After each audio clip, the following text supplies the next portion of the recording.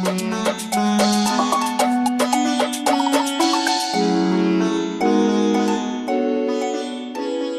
dans Mesaka, Mesaka qui signifie construire la maison en morée. Mesaka, c'est un podcast créé par 3 personnes qui sont passionnées de l'Afrique. Il s'agit de Marzo Classici, Karen Fotso et Emma Kanga. Ensemble, ils sont passionnés de l'entrepreneuriat de l'Afrique et plus globalement de toutes les initiatives qui permettent de rehausser l'image du continent.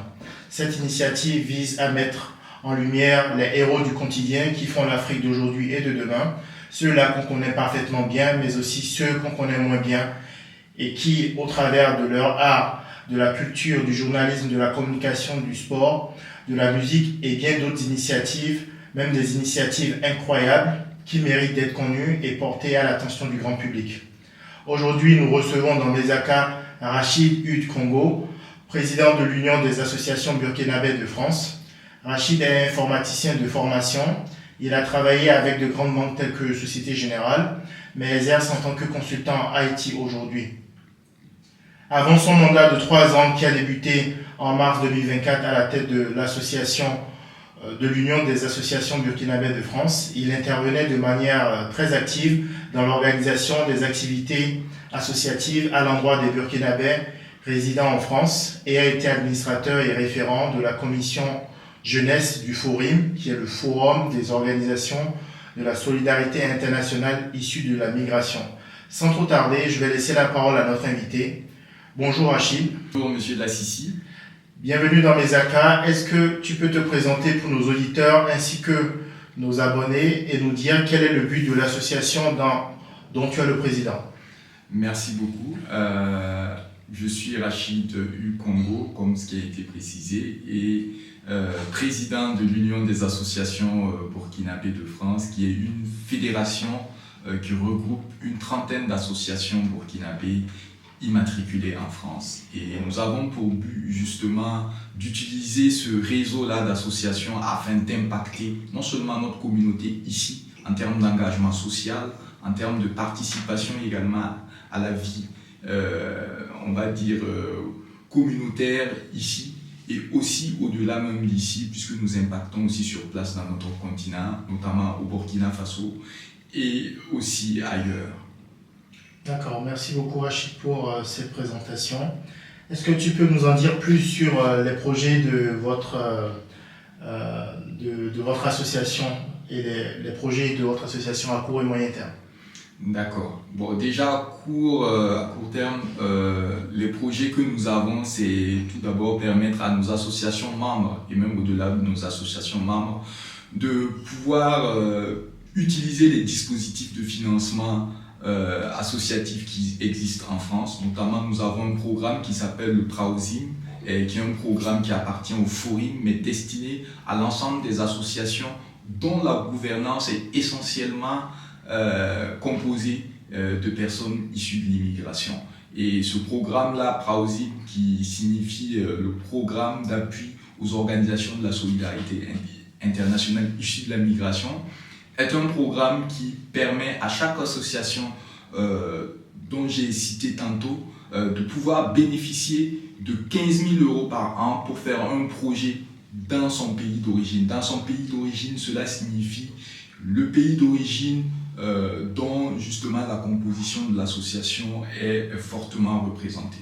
Et pour notre cas ici, qui est l'Union des associations burkinabè de France, ce serait de travailler pour que l'ensemble de nos associations puissent bénéficier annuellement de ce programme-là. À court terme, voici un peu ce que nous souhaiterons en tout cas faire bénéficier à nos membres, qui par ricochet va faire aussi bénéficier aussi à notre cher pays, le Burkina Faso, parce qu'il s'agit de faire des projets à fort impact social sur le plan national là-bas. À long terme, ce que nous souhaiterons, c'est de faire de cette union-là ce qu'on appelle un grand réseau qui va pouvoir profiter davantage non seulement à notre communauté ici en France, mais aussi à notre pays au niveau du Burkina Faso, parce qu'on a besoin réellement non seulement de la compétence de la diaspora, et en nous unissant de cette façon-là, je pense que nous pouvons créer énormément d'impact. Nous comptons 30 associations, mais en tout cas, d'ici la fin de mon mandat, je souhaiterais en tout cas que nous puissions aller chercher d'autres associations, parce qu'il y a d'autres associations burkinabées qui sont immatriculées en France, mais qui n'ont pas encore rejoint l'Union. Donc à long terme, nous souhaitons en tout cas gonfler un peu les chiffres de nos membres. Ok, c'est noté. Merci beaucoup pour cette présentation de vos perspectives. Nous allons passer à la phase suivante qui est celle de la brique apportée au continent. Comment pensez-vous impacter le continent ou la diaspora à travers vos activités, projets à venir et quel est l'impact recherché à travers vos initiatives?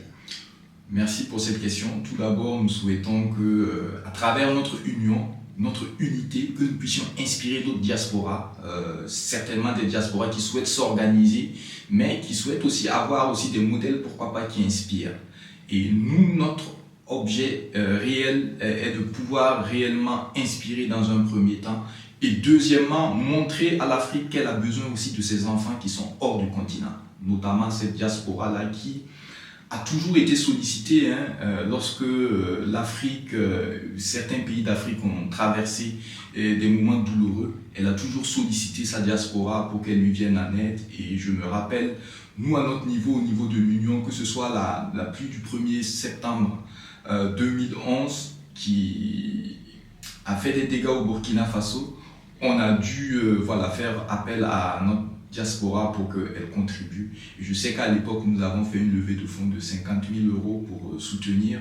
Lorsqu'on a atteint aussi le premier million de déplacés burkinabés internes, nous avons fait également une levée de fonds pour soutenir. C'est pour dire que nous sommes à l'étranger, mais voilà, nous avons à cœur que le continent sache que nous sommes là et que nous allons la soutenir quel que soit. Ok, c'est noté. Merci beaucoup cette présentation de l'impact que vous désirez apporter à travers les œuvres de l'Union. Quel message souhaitez-vous véhiculer aux adhérents de votre association et à toute personne désireuse de s'y intéresser? Bon, le message que je souhaite en tout cas adresser à nos adhérents, c'est comme lors de mon discours en début de mandat, c'est de dire que ce sont les associations de base qui feront la force de l'Union. Donc nous travaillons justement à renforcer la capacité d'action de nos associations de membres parce que plus elles vont être fortes, ces associations-là, plus l'Union va être forte. Si l'Union est forte sans justement que les associations soient fortes, c'est ce qu'on arrive à déduire, à appeler ce qu'on appelle les coquilles vides. Voilà, ce serait une union de façade qui va bander les muscles, mais pourtant au fond, on ne sentirait rien. Donc, j'appelle en tout cas toutes les associations qui ne sont pas encore membres de l'Union à venir, à s'y intégrer, parce que il y a l'adage qui dit que l'Union fait la force. Là, nous sommes à une trentaine d'associations et nous sommes déjà l'interface par excellence de la communauté burkinabé en France, ici. Ok, c'est noté. Merci beaucoup pour ce développement. Quels sont vos principaux challenges au niveau de l'Union? Quelles sont les difficultés que vous avez rencontrées et comment est-ce que vous avez pu les surmonter jusqu'à ce jour? Bon, comme on le dit, on dit en Mouré,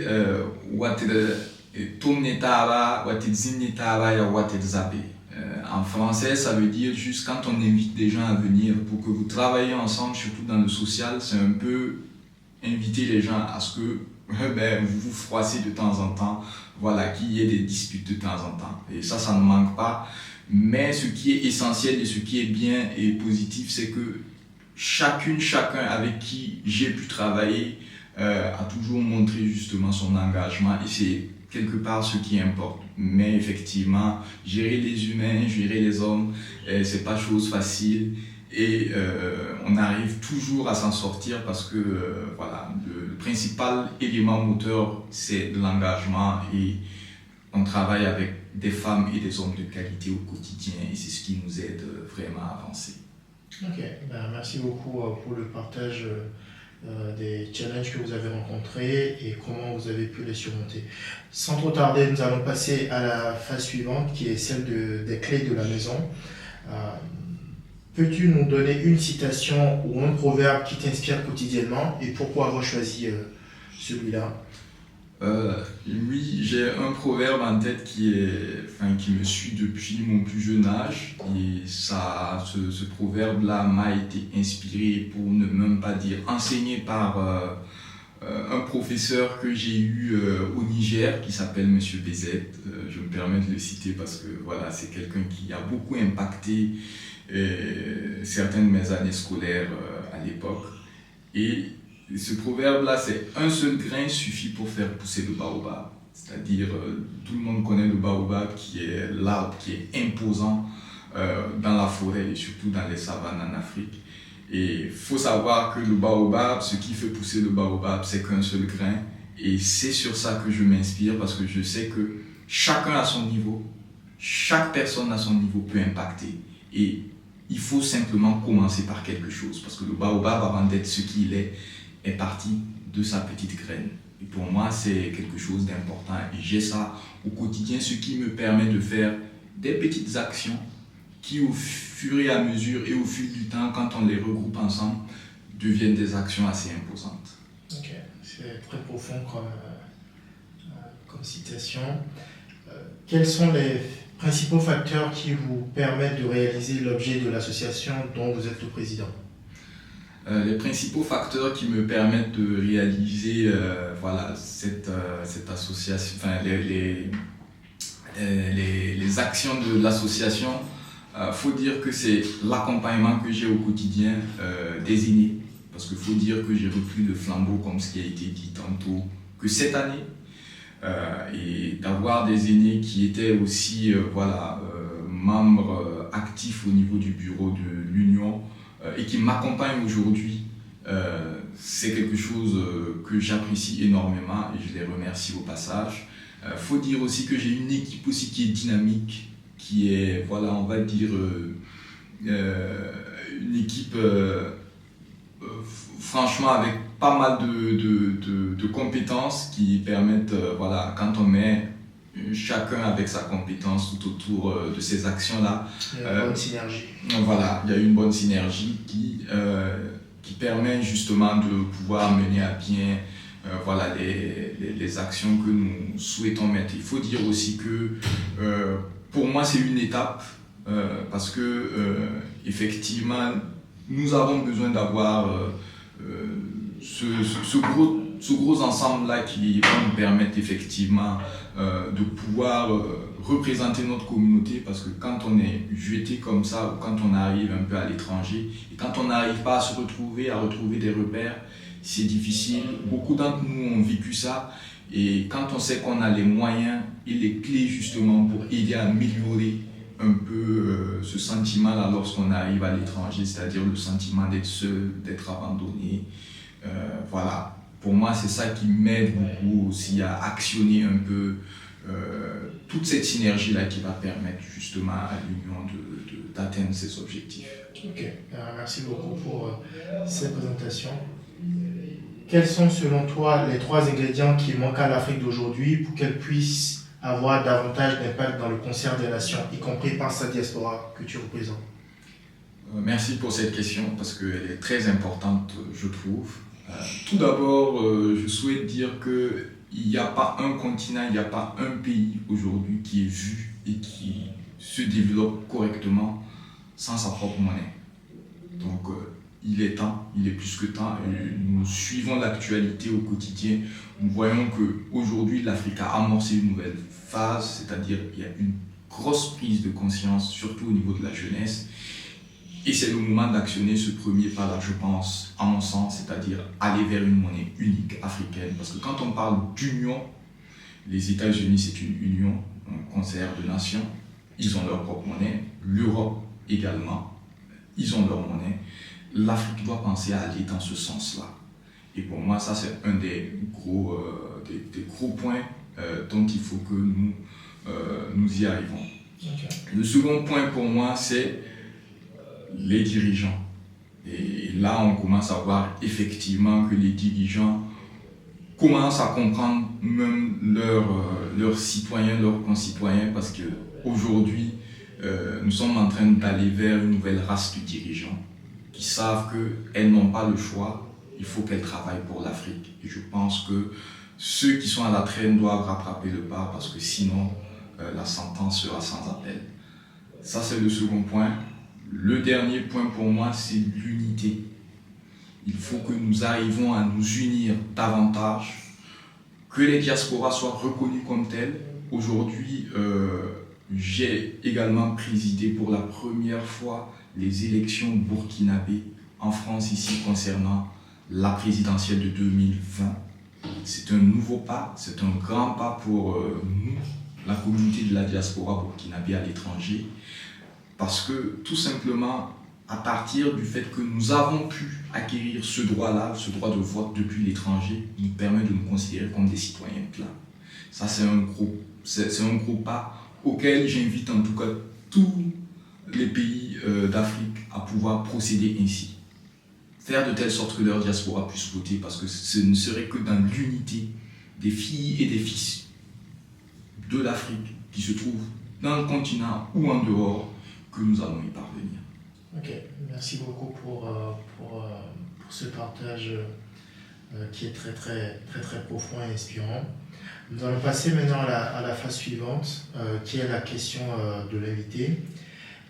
Avant d'aller plus loin, je souhaiterais porter à ton attention que nous avons reçu lors du précédent podcast Tanguy Semevo, qui est un des cofondateurs de la Maison d'Allah, qui est spécialisé dans la production de vin à base d'ananas plein de sucre, qui provient du Bénin. Et du coup, il nous a partagé ce qui l'a inspiré pour la création de cette cuvée. Et il nous a laissé une bouteille que nous remettons, qui représente en fait une des cuvées qui a été produite. Là, la bouteille qui est dans ta main, c'est Angélique, qui est inspirée par Angélique Kidjo, la chanteuse béninoise, qui impacte beaucoup dans le monde et qui porte toujours la parole de la paix un peu partout. Du coup, sa question qui t'a été adressée est de savoir si tu devais imaginer une cuvée de vin à base d'ananas, comment le voudrais-tu? Comment penserais-tu son goût pour les clients, sa senteur, la façon dont son package, la bouteille a été présentée? Comment tu l'aurais fait? Ok, en tout cas, merci pour cette question-là. Pour moi, en tout cas, déjà bravo. Je tiens vraiment à saluer cette initiative-là parce que l'Afrique est un grand consommateur de vin et voir que nous avons des compatriotes, des concitoyens qui en tout cas travaillent en tout cas à nous offrir de telles dégustations est vraiment déjà à saluer. Pour moi, pour entrer dans le vif du sujet, je trouve que honnêtement, si on ne m'avait pas dit que c'est un Africain qui a produit ça, je ne serais, en tout cas je ne m'y aventurerais pas à dire que c'est un Africain. Ce qui montre que vraiment il y a déjà de la qualité, en tout cas sur le plan visuel, le packaging, je trouve que c'est très bien, c'est très attrayant. Moi je prends souvent l'exemple de Heineken souvent parce que leur histoire aussi est inspirante parce qu'ils ont dit à un moment donné que ce qui les a inspirés c'était la phrase « Beer can travel ». Il faut que votre produit, il faut que la bière puisse voyager, il faut que votre produit puisse voyager. Et aujourd'hui, ça, si je retrouve ça dans des rayons sur les marchés internationaux, ça ne va pas me choquer. Je ne dirais pas, enfin, facilement ça va se laisser vendre parce qu'effectivement c'est adapté à tout type, on va dire, de culture, de nature, etc. Même si, voilà, effectivement c'est inspiré par voilà, une personne d'origine africaine. Pour moi, je vois le contenu, on voit qu'il est jaune, donc ananas ça, est bien représenté. On voit également la maison qui conçoit ça. Pour moi, je suis totalement, voilà, je suis totalement, en tout cas, blasé. Et je souhaite en tout cas dire que pour moi, il n'y a plus qu'à le boire. Hein, parce que il n'y a plus qu'à le boire, il n'y a rien à modifier. Et surtout, oui, il y a rien à modifier, en plus que, effectivement, ça sort en plus de l'ordinaire. Quand je touche justement le côté package, au niveau de ce qu'on peut voir un peu comme iconographique, etc.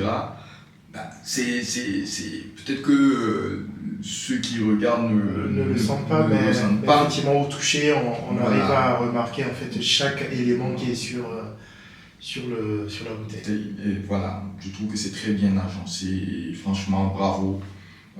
Voilà. Et en plus c'est issu d'agriculture bio. Oui. Et pour moi aujourd'hui c'est ce sur quoi tout le monde tend, donc franchement c'est bien pensé. Bravo, c'est bien pensé. Ok, merci beaucoup Rachid pour cette réponse.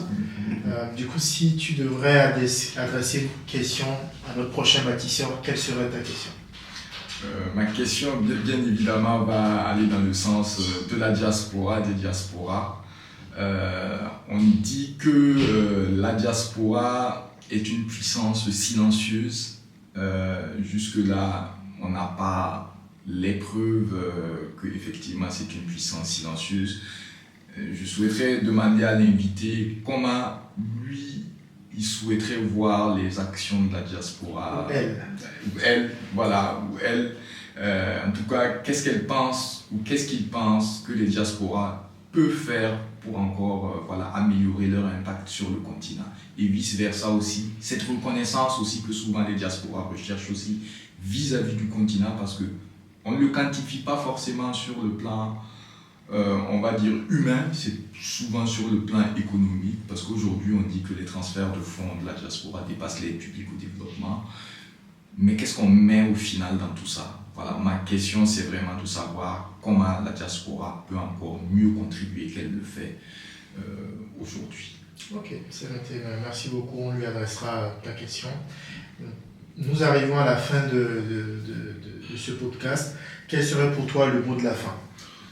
Le mot de la fin, c'est en tout cas remercier l'initiative Mesaka, te remercier à toi, la Sissi, en tout cas pour ce que vous faites, parce que c'est toi aujourd'hui qui m'interviewe.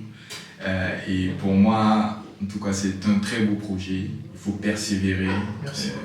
Et franchement, voilà, je souhaite saluer cette initiative-là. Je souhaite inviter l'ensemble des personnes qui vivent à l'étranger, qui sont ailleurs, de se mettre ensemble, de se regrouper, parce que voilà, je ne peux pas finir sans dire que l'union fait la force.